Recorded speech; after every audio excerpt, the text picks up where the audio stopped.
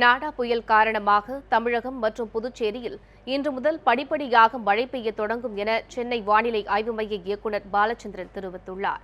இதுகுறித்து சென்னையில் நேற்று செய்தியாளர்களிடம் பேசிய அவர், தென்கிழக்கு வங்கக்கடலில் நிலை கொண்டிருந்த வலுவான காற்றழுத்த தாழ்வு பகுதியானது மேலும் வலுப்பெற்று புயலாக மாறியுள்ளதாகவும், இந்த புயல் தென்மேற்கு வங்கக்கடல் பகுதியில் நிலை கொண்டுள்ளதாகவும் தெரிவித்துள்ளார். நாடா என்று அழைக்கப்படும் இந்த புயல் வேதாரண்யம், புதுச்சேரி இடையே கடலூருக்கு அருகே நாளை கரையை கடக்கும் எனவும் பாலச்சந்திரன் கூறியுள்ளார். இந்த புயல் காரணமாக அடுத்த 48 மணி நேரத்திற்கு தமிழகம் மற்றும் புதுச்சேரியின் கடலோர மாவட்டங்களில் அநேக இடங்களிலும், உள் மாவட்டங்களில் ஒரு சில இடங்களிலும் மழை பெய்யும் என்றும் தெரிவித்துள்ளார்.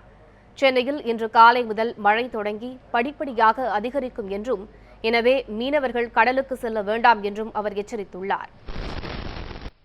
தென்கிழக்கு வங்கக்கடல் பகுதியில் நிலை கொண்டிருந்த வலுவான குறைந்த காற்றழுத்த தாழ்வு பகுதியானது தொடர்ந்து வலுப்பெற்று புயலாக இன்று காலை 8:30 மணி அளவில் தென்மேற்கு வங்கக்கடலில் புதுச்சேரிக்கு தென்கிழக்கே சுமார் 730 கிலோமீட்டர் தூரத்தில் மையம் கொண்டுள்ளது. நாடா என்று பெயரிடப்பட்டுள்ள இந்த புயலானது தொடர்ந்து மேற்கு வடமேற்கு திசையில் நகர்ந்து வரும் 2ஆம் தேதி அதிகாலை வேதாரண்யம் மற்றும் புதுச்சேரிக்கு இடையில் கடலூருக்கு அருகே கடக்கக்கூடும் என்று எதிர்பார்க்கப்படுகிறது. இதன் காரணமாக அடுத்து வரும் 48 மணி நேரத்தில் தமிழகம் மற்றும் புதுவையில் அநேக இடங்களில் மழை பெய்யக்கூடும்.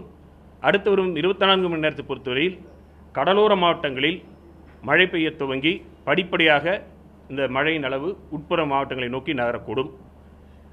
கடலோர மாவட்டங்களில் ஒரு சில இடங்களில் கன மற்றும் மிக கனத்த மழையும் பெய்யக்கூடும்.